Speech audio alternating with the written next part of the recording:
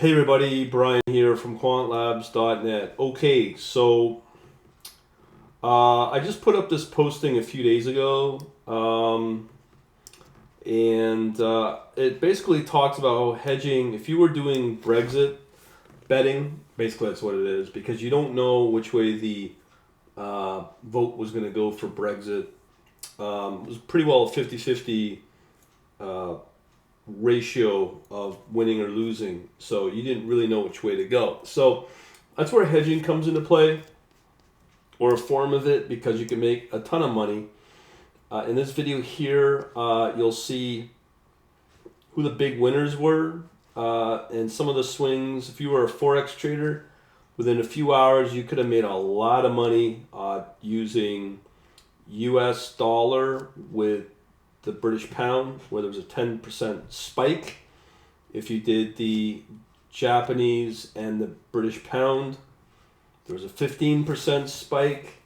If you were trading the Bitcoin, you would have been up another 15%. This is just in hours after the result came out. So if you knew what you're doing, automating, you could have made a lot of money. Now, because a lot of people don't really understand how hedging works, and if you're wanting to protect your trades, you can use hedging. I do know that some people were using the German Bund as their base for protection. And when it spiked and it spiked high, and a lot of people made some money. I had one person that came back and said they're buying a brand new BMW. Impressive. So in this article here, I've highlighted how the hedging works, and with these two videos here, which is from the UC Davis, the whole idea here is to automate it. This is using fundamental analysis, which seems to work. All the pros use it. So shall I. So because of that, I wanted to go over some of the hedging code that I have put up lately and some other past stuff. So the big one that I've done recently for the Python is there's two sections on my meetup. Sorry, not my meetup, my membership. And basically how it works is if you're an elite member, boy oh boy, you could do quite well with the source code. If you come under my dashboard here, and remember, all this code is going to eventually disappear. But if you come under here, we've got two sections here: intro to hedging, more hedging, and optimal hedging. Okay, so I'm going to show you these three right now, or different forms of it, and I want you to be really impressed by it, because I think you will be. Okay, so in my PyCharm here, obviously Python, I've got three separate videos, or sorry, two separate scripts. Now, what I want you to do is just take a look quickly at the code. I'm not going to run this code, but I know some professionals that use basis, and they use basis as a way to hedge, because without it, you're done. You can't really hedge a whole lot. But the cool thing about it is you can calculate, when you do hedging, you can calculate your returns for the spot and the future pricing on both assets. You want to watch the narrowing or the widening of your basis, depending upon how you're trading for profit or when you're losing. And the cool thing is you can do this in real time to be able to determine if you want to get in or out. And if you do this on an intraday, even probably on a, dare I say, tick level, you could probably maybe kind of do it. It's theoretical right now, but I can't really say until I try it.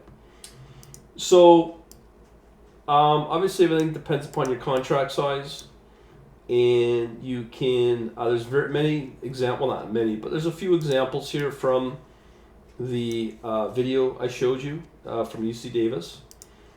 Here you can tell, again, watching the basis. And here we have ways to calculate our profit and loss when we do the hedging based upon the contract, the difference between the two futures contracts, the contract size, and the number of contracts. This is where it gets really interesting, because depending upon the number of contracts, you put on, you can either maximize your opportunity by the number of contracts you put on. So if you do more, you can increase your return if it works out, or you may be putting on a higher risk when you don't need to. So to be able to calculate this in real time is really beneficial, because you'll be able to, again, maximize your risk, look at it, and then be able to determine if you do, let's say, 2 or 3 contracts based upon your projected profit. That's one of the big benefits. Obviously, you can't do that as fast as a system, and that's what this code does.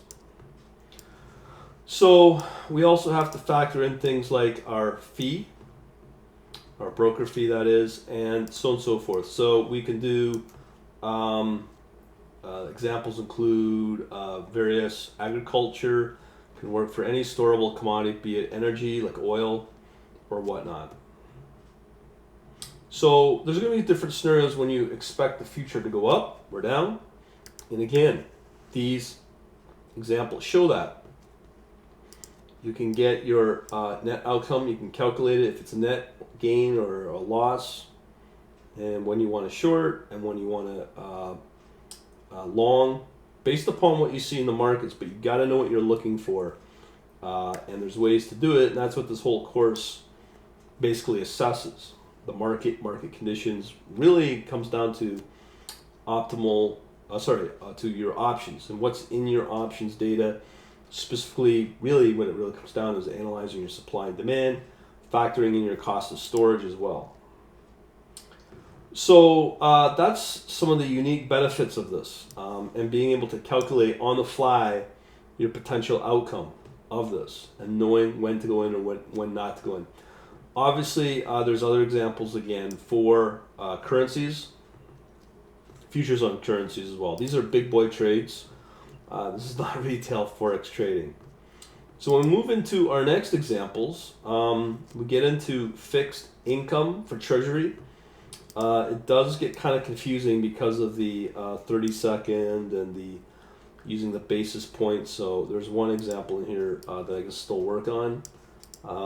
But generally this will work it through. But I've got other resources that will help me get that correct answer for treasury. And treasury, and I've shown it before, where treasury is usually the most popular contract out there for safety trades. And obviously US is number one. And then we get into euro dollar. Again, these are big boy contracts. These are $1 million face value. We got to analyze the maturity of the contract and the maturity of the if you're expecting interest rates to go up or down, and so on and so forth. So there's lots of examples in here that go through that. It's very, very, very useful. Okay. Let me just see what else we got here. Oh, also, this is again really important as well. If you have an expected return, you can set a upper or lower bound, and you can calculate a factor of, let's say, 50% on the upper or lower, and you can calculate your expected return. Just an example. Again, you can run an analysis in real time, expecting what your return will be, and factoring what your ratio will be for the probability of it being higher or lower on the expected return. And then of course we get into analyzing it graphically with this indifference curve, and then that brings us into figuring out our optimal hedge, meaning on a contract trade, how much percentage wise on the trade are you wanting to hedge and not hedge.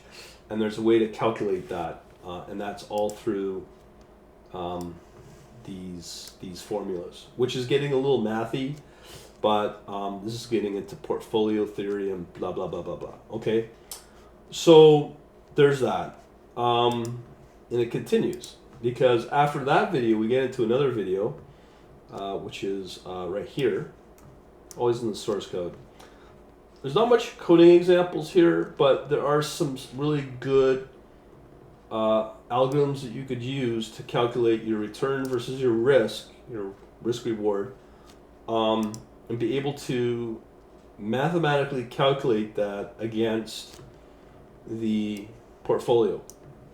And from there, you'll be able to determine your optimal hedge ratio using all this correlation and coefficient and covariance and blah, blah, blah. I'm not going to get into it.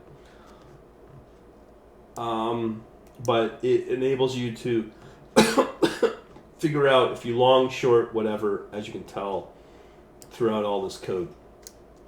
Really, really cool stuff. And then from there, where we get into measuring our weight allocation on the portfolio, how much should be in cash, how much should be in a longer future, and be able to do that yet again on the fly, and be able to generate this efficient frontier based upon your optimal hedge ratio, your optimal weighting balance on what your portfolio should be for maximum return based upon what you see in the markets based around what you want to trade.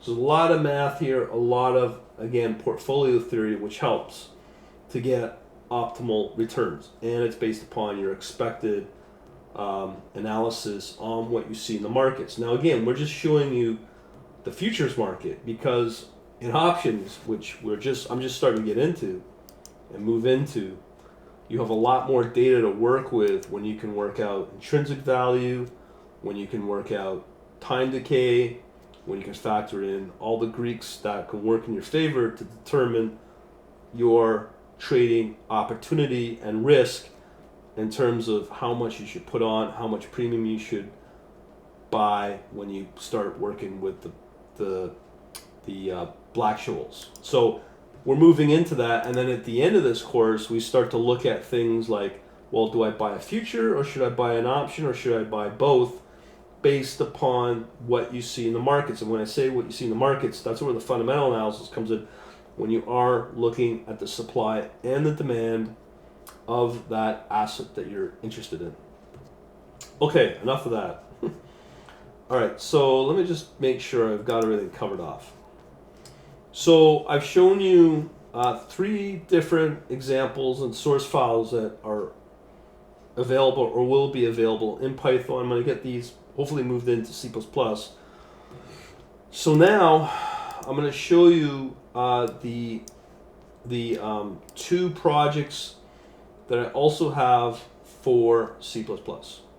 The first one is in C++, where what we're doing is we're looking at our optimal hedge, and there's an example of that with a video source file that I provide to show you how to calculate, again, basis risk, how much you should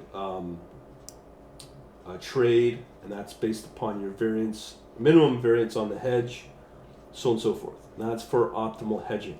Okay, so that's pretty cool. Another example that I want to show you is very, very powerful. I've shown this before in the previous video if you've seen that. Let me just pull it up. Right here.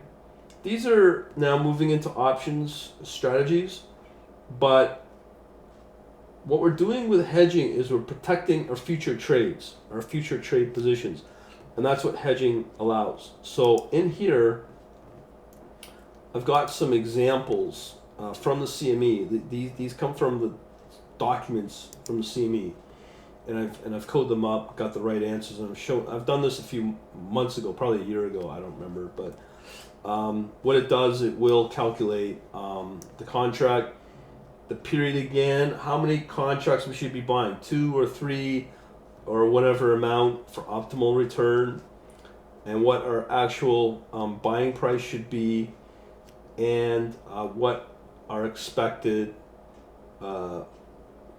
future return would be on that trade based upon certain calculations. And here's some examples of that as well.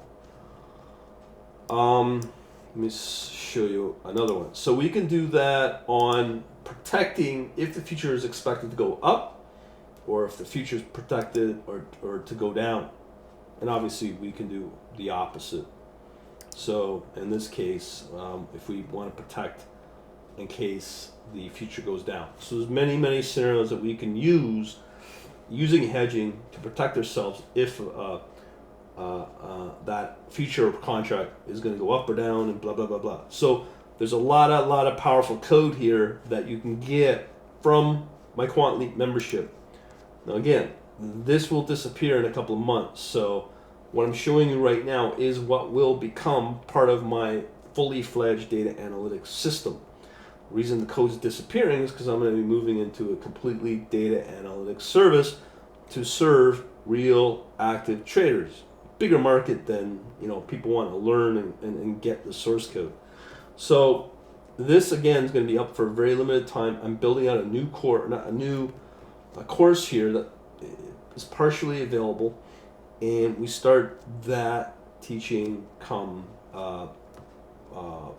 July 12th. All right, so hopefully this will help you out, whatever you decide later.